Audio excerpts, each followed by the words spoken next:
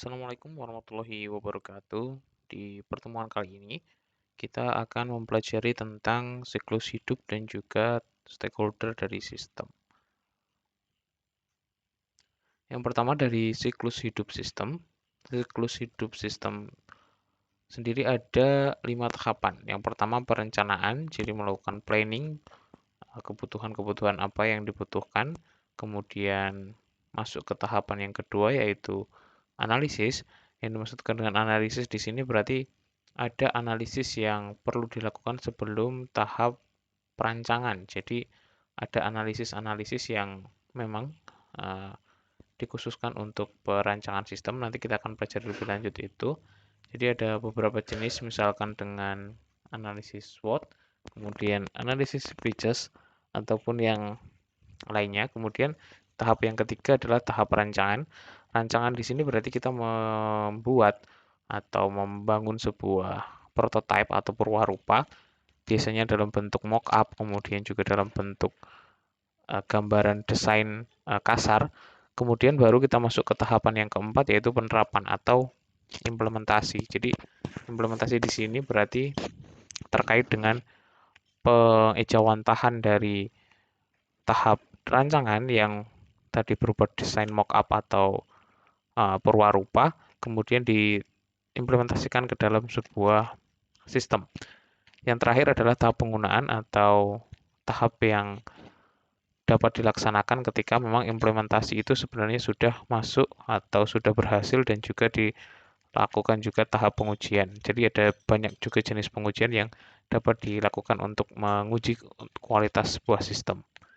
Kemudian dari tahap-tahap perencanaan di sini yang pertama kita mencari dari masalahnya seperti apa, kemudian didefinisikan, kemudian tujuan sistem itu akan seperti apa dan juga diidentifikasi kendala-kendalanya, ada juga studi kelayakan dan juga usulan-usulan sistem. Misalkan dalam sebuah contoh kasus kita menemukan bahwa pendataan atau pendaftaran siswa baru belum ada sebuah sistem atau belum ada pengarsipan yang baik, maka kita menyadari dan juga mencari masalah tersebut dan juga didefinisikan.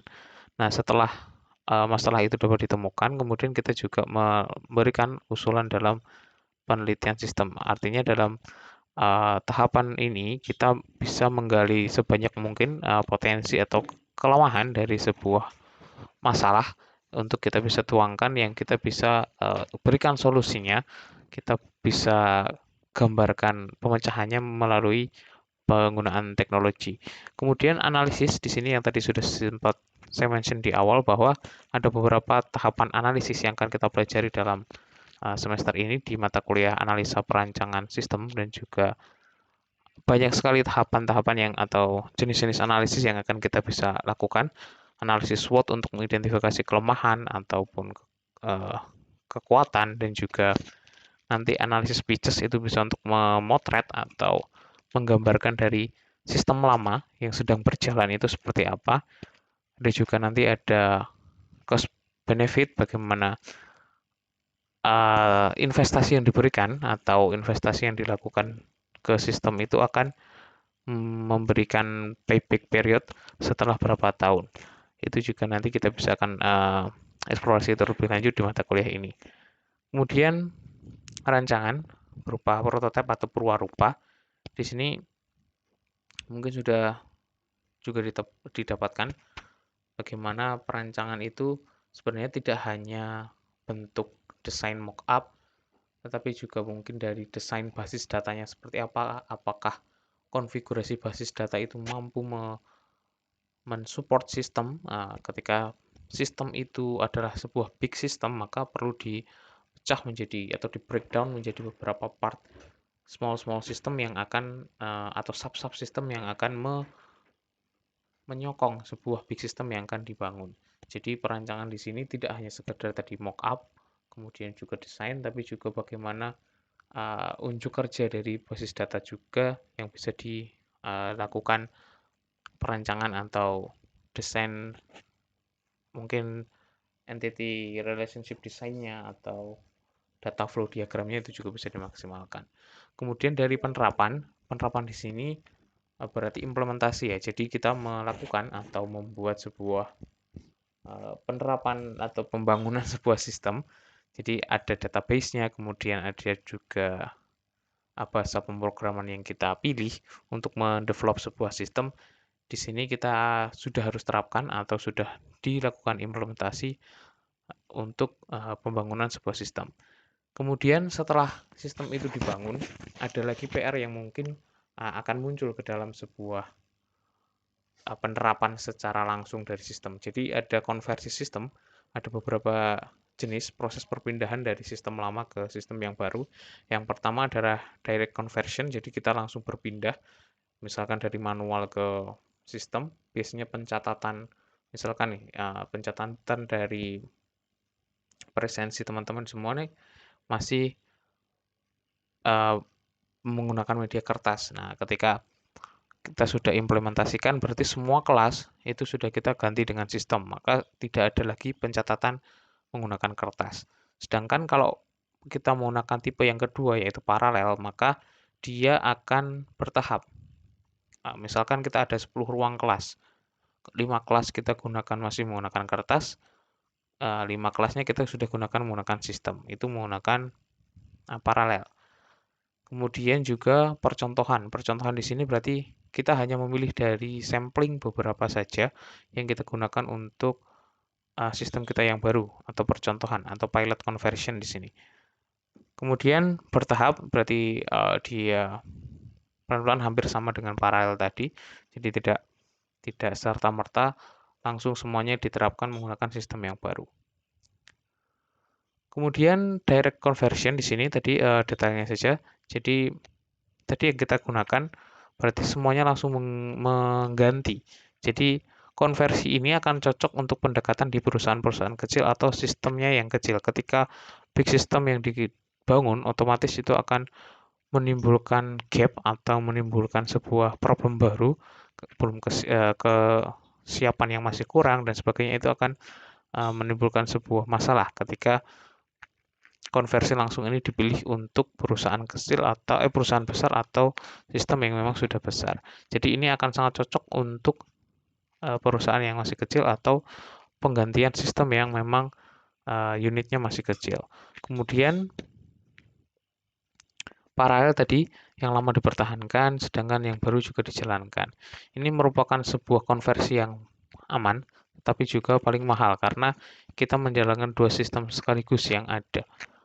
Kemudian dari percontohan atau pilot conversion, di sini ketika beberapa pilot atau sampling yang dilakukan kepada bagian-bagian atau sub bidang-bidang yang sudah dipilih itu berhasil, maka semua atau keseluruhan dari bagian yang ada akan diganti dengan serempak menggunakan sistem yang baru. Selanjutnya dari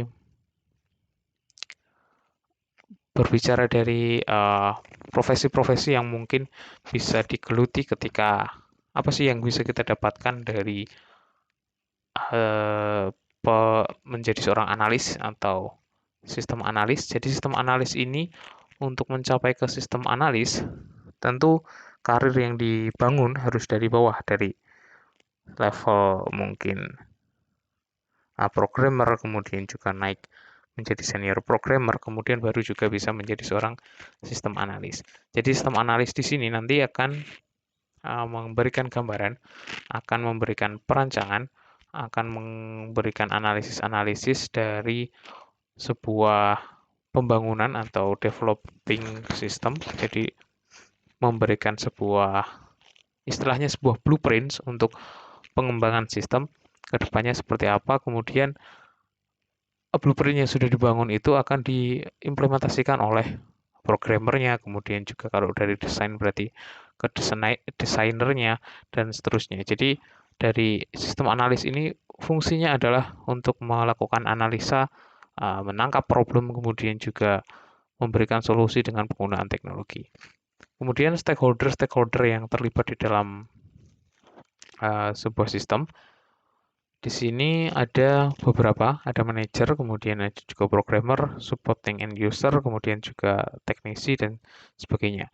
Yang pertama dari manajer SI di sini atau manajer sistem informasi berperan dalam mengalokasikan atau mengawasi proyek pengembangan. Jadi akan melakukan monitoring bagaimana tentang pengembangan dari sebuah perangkat lunak. Jadi akan melakukan alokasi dan juga melakukan monitoring secara langsung dari setiap progres yang diberikan. Mungkin ketika teman-teman tahu aplikasi Trello yang nanti itu bisa memudahkan dari monitoring, itu juga bisa menjadi salah satu hal yang diterapkan oleh manajer SI dalam pengembangan sebuah perangkat lunak. Jadi dalam monitoring langsung tidak hanya by manual melihat dengan ke lapangan langsung atau melihat dokumentasi-dokumentasi yang ada, memang itu menjadi salah satu tugas dari manajer SI. Kemudian dari manajer SI ini biasanya masih akan dipecah-pecah atau terbagi lagi menjadi manajer yang tanggung jawabnya akan menjadi lebih spesifik. Contohnya CIO atau Chief Information Officer di sini di bawah presiden atau direktur perusahaan. Kemudian manajer-manajer yang juga memimpin dari divisi departemen IT lainnya.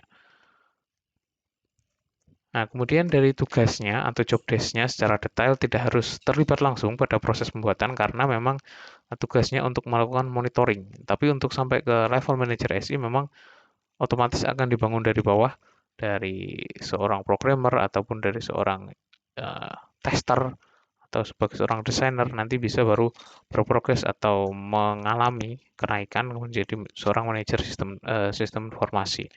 Kemudian skill-skill yang diperlukan seperti problem solving ini menjadi salah satu skill yang paling penting ketika menjadi manajer sistem informasi karena uh, pemikiran yang out of the box dan juga mungkin brainstorming yang baru dilakukan itu akan mempermudah dari pemecahan masalah yang mungkin terjadi selama pengembangan. Kemudian budgeting dan juga cost skill-nya juga perlu dilakukan atau dimiliki oleh seorang manajer SI. Kemudian ada scheduling dan juga time management, ada leadership skill dan juga marketing juga memiliki dari skill yang diperlukan oleh seorang manajer sistem informasi. Yang kedua adalah sistem analis. Di sini merupakan individu kunci yang nanti akan mempelajari masalah dan juga kebutuhan dari organisasi. Jadi nanti akan menangkap tadi kebutuhan sistem itu apa, mungkin dengan analisis kebutuhan fungsional, non fungsional, kemudian juga analisis yang lain. Tugasnya di sini bertanggung jawab pada proses analisis dan juga perancangan, kemudian menentukan bentuk sistem yang akan dibangun nantinya. Apakah sistem itu web based, desktop based, atau mobile based, itu juga menjadi tanggung jawab dari seorang sistem analisis. Kemudian keahliannya bisa memahami organisasi, memetakan permasalahan seperti apa, kemudian juga memecahkan masalah tersebut. Kemudian keahlian teknis itu bisa menentukan bentuk sistem, mengenal dan juga menguasai software atau hardware, juga mutlak dimiliki oleh seorang sistem analis. Kemudian juga ada jam terbang yang panjang dalam pengembangan proyek sistem informasi. Di sini keahlian manajerial yang dibutuhkan seperti mengatur sumber daya, kemudian juga pengalokasian dengan tepat dan juga prediksi risiko dan juga perubahan. Jadi berat untuk tanggung jawab di sistem analis ini. Kemudian dari interpersonal skill yang perlu dimiliki seperti komunikasi aktif dan juga bagaimana komunikasi baik dari internal maupun eksternal itu juga perlu dimiliki oleh seorang sistem analis. Kemudian di sini posisinya sistem analis adalah sebagai fasilitator. Jadi dia akan menghubungkan user 1, user 2 dan seterusnya ke manajemen, ke database administrator, ke interface design, ke network administrator, semuanya saling terpusat atau dia akan sebagai fasilitator ke semuanya. Jadi memang bisa dibayangkan job desk dari seorang sistem analis memang cukup banyak dan juga cukup rumit karena harus mampu berkomunikasi, kemudian juga punya hard skill yang bagus. Makanya posisi ini sangat-sangat penting dan juga krusial dalam pengembangan sistem informasi. Kemudian programmer, sudah banyak diketahui juga ya, programmer tugasnya mengubah spesifikasi sistem yang diberikan sistem analis ke dalam instruksi. Jadi ketika analis sudah menggambarkan blueprint pengembangan atau menggambarkan sebuah konsep dari pengembangan sistem, maka tugas programmer yang akan mengimplementasikannya ke dalam sebuah sistem. Kemudian, apa saja yang perlu dilakukan atau yang dimiliki oleh seorang programmer? Skill coding atau membuat sebuah software atau menggunakan bahasa pemrograman itu tentu memerlukan sebuah ketelitian dan juga ini merupakan porsi terbesar dan juga waktu yang paling lama biasanya dikembangkan untuk pengembangan sistem dan juga terkadang terkait juga dengan deadline yang pendek dan juga jam kerja yang ketat. Kemudian business manager di sini memiliki kekuatan pendanaan, jadi akan mengalokasikan sumber daya untuk keberhasilan proyek. Teknisi lainnya seperti database administrator, dia akan mengelola dari basis data secara langsung, kemudian juga keamanan data itu juga menjadi tanggung jawab dari DBA. Kemudian ada juga teknisi jaringan dan juga hardware. Di sini nanti akan sebagai supporting system, bagaimana untuk pengembangan sistem juga tentunya diperlukan hardware yang bagus ataupun network yang juga lancar seperti itu. Oke, yang terakhir dari Mark Zuckerberg, people don't care about what you say, they care about what you build. Jadi silakan itu diresapi untuk teman-teman. Bagaimana memang uh, apa yang kita bangun itu akan lebih dihargai oleh orang dibandingkan apa yang kita katakan. Jadi dalam materi kali ini bagaimana kita bisa mempelajari peran-peran yang ada di dalam pengembangan sistem memang berat dan juga banyak sekali skill-skill yang perlu kita pelajari terkait dengan pengembangan sistem informasi khususnya di sini dengan posisi mungkin tadi sistem analis, programmer, ada juga IT support, apapun posisi kita, kontribusi yang terbaik itu yang perlu kita berikan. Oke, untuk materi kali ini saya cukupkan. Terima kasih, semoga dapat dipahami. Wassalamualaikum warahmatullahi wabarakatuh.